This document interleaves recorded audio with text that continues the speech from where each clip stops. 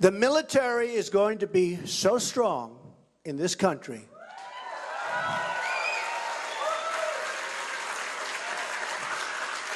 that nobody is going to mess around with the United States. That I can tell you. That I can tell you. Nobody.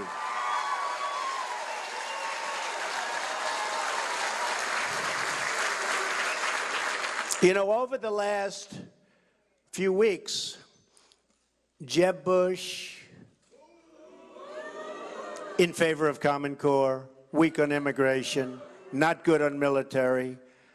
Can you believe, thought the Iraq war was a good thing? I mean, look, you can make a mistake. I was against it for a long time. I'm the most militaristic person in this room, but you have to know when to use it. You have to know when to use it. Think about it. We spend $2 trillion in Iraq.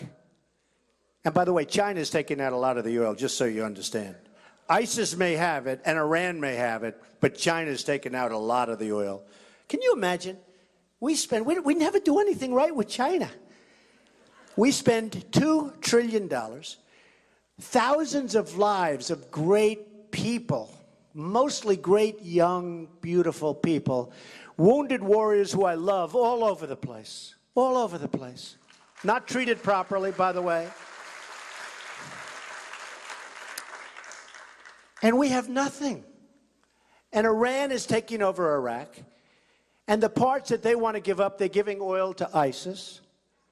So ISIS has the oil. And you remember when I said you shouldn't go in, and in fact, just check it. Reuters wrote an article, big article, in 2004, that Trump, don't go in because you're going to ruin the balance. You had Iran and Iraq, they were the same. They were twins. They'd have wars for years, wars, boom, one goes this way, one goes that way, one. And I said, if you take out one, the other one's going to take over. Well, we took out one, and look at the mess we have. We've destabilized the Middle East, and it's a mess. And Jeb Bush he didn't know the difference. He couldn't answer a question. Was Iraq a good thing or a bad thing? It's all right to say they made a mistake. Finally, after going to his pollster, who he pays a fortune to, by the way, after 5 days, he said it was a bad thing. Okay, so let's accept that. That's okay. Then the other day, I'm watching, yesterday, and he's saying, well, we got Saddam Hussein out, didn't we? I mean, I'm not a fan of Saddam Hussein, but he ran the place, and he had no weapons of mass destruction. And now instead of Saddam Hussein, we have far more brutal. We have ISIS. And we will have Iran because they're already making deals. 2 weeks ago I read where the leaders of Iraq are visiting the leaders of Iran. What do we get out of this stuff? What do we get? We have stupid leadership. Now, if you remember, so I didn't want to go in, I was right.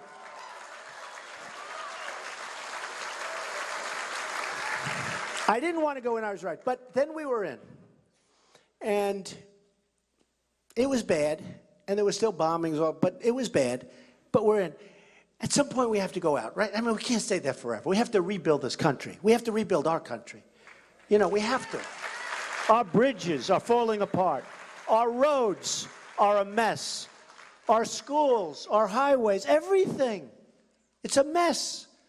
And who's better at infrastructure than Trump? Okay. Okay. So look, at some point we have to get out. They talked about the surge. The surge. Remember Bush's brother? He said, the war is over. We've taken over. You know, like the war. 2 days later it was a disaster. Now, Obama said it with Yemen. He announced Yemen was a total victory. And then, like 3 months later, it was like a disaster. And we don't have Yemen. We don't have anything. We send over to our allies, if you call them that. They don't even know what they are. There is no word for them. Okay? Iraq isn't even a country. Iraq is a bunch of corrupt people that sort of string something together. It's not a country. But we send over to our allies 2,500 Humvees. So when I heard 2,500, I thought it was a typo in the New York Times. I said, they mean 25. They mean 2.5. They mean 250, maybe. That's a lot. So these are 2,500 Humvees, armor-plated all over. So when the bombs go off, you don't lose your legs, and you don't lose your life, and you don't lose your arms. Really great vehicles. One shot is fired, and these guys run away, and the enemy picks up 2,500. Now think of it. Think of it. So we need the right thinking. And I said, and some people said, what a terrible statement he made. Because when we had to leave, you had to leave. You know, you can talk about surging, but at some point we have to leave. We can't stay there forever. And if we'd loosen up some of these ridiculous rules, we have so much oil under our own feet. We don't need them anymore for those things because of new technologies. New technology. So we're going to leave, and I say, leave, but take the oil. Do you remember that? Did anyone ever hear that, me say that? I'm saying it all the time. I've been saying it for years. Take the oil. And I watch these guys on television, political people. Many of them are with the administration, and I think they mean well, but they don't have a clue. They'd say, isn't that silly? Mr. Trump says, take the oil. Isn't it? Well, you know who has the oil now? Iran, ISIS. Everybody has it but us. We're the only ones without the oil. It's hard to believe. We need General Douglas MacArthur, I thought he was great. You know, to this day, the highest academic record, I'm big into school and academics, I love it. I went to the greatest school. You have to be really smart to get into that school, the Wharton School of Finance. But you got to be really smart. And that was before I was Trump, you know? That was before I was Trump. But you have to be really smart. That's like the hardest one. But you know, even then, by the way. But General Douglas MacArthur, to this day, was the greatest student in the history of West Point. Plus, he had the look, he had the whole deal. He was a general. I don't see it now so much. I don't want to knock any of the generals, but I'll see some of these guys come on. Can we defeat ISIS? I don't think so. No, I don't want to use names, but, you know, he's sort of retiring, this guy. Then you have General George Patton.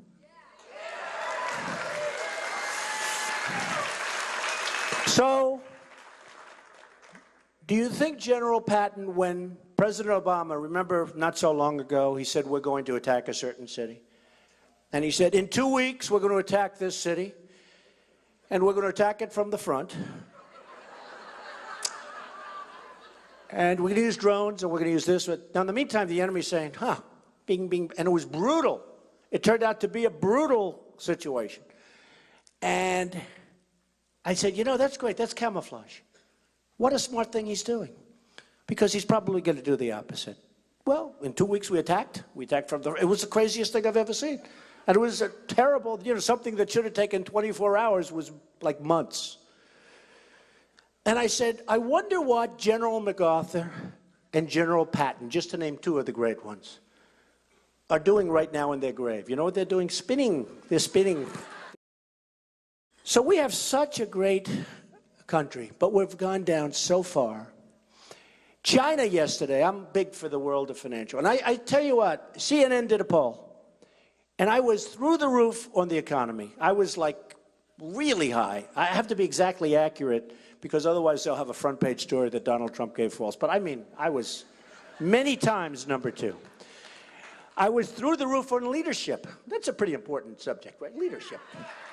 I killed everybody on leadership, right? I did great on the military, and I actually think the military would be just as good as the economic for me personally. I think I'd be so good on the, would I be tough? Oh, these poor people. I would be creating things that nobody would be playing with us. Nobody. Nobody. And I don't necessarily mean soldiers. I mean, and we love our soldiers, but I mean, you know, we have weaponry that's obsolete. We have nuclear weapons. Can you believe 60 Minutes they do a show? And the whole show was how bad a condition our nuclear weapons are in. Did anybody see that show? I said, can you, right? I said, even if it's true, can you believe we're putting this for the world to see, for Putin to see? By the way, 2 weeks after that show, Putin said, they better not mess with us. We have nuclear weapons. Can you imagine? Putin said, from Russia. And the reason they did that is the president wanted the press to see how weak our nuclear capability. Remember the telephones? They don't work. They were 40 years old and they have wires. And the wires were rotting. And in order to work the telephones where our silos are, and the silos were all rusty and rotting, and the kids there, nice kids, they said, we don't know if it works. Oh, great. Oh. And they're screaming over the phone because the wires are so damaged and so old. And this is our nuclear. Now, assuming that's true, which it is, who the hell would show that to the enemy? And the reason he did is because he wants some funding to get them fixed up. Oh, that's great. So we have to get smart people, tough people, cunning people.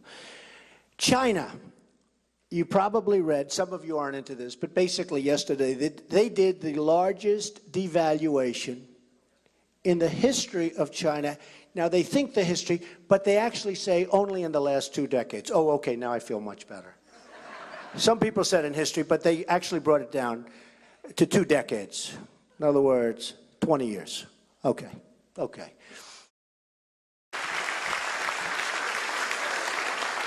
Go ahead, let's take it. You want to take a who wants to leave? Does anybody want to leave? No.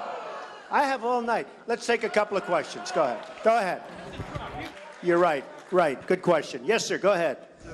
Young guy here. Go ahead. I'm a NASA Space Technology Research Fellow at the Massachusetts Institute of Technology. You know, my uncle was a professor at MIT, so that's good.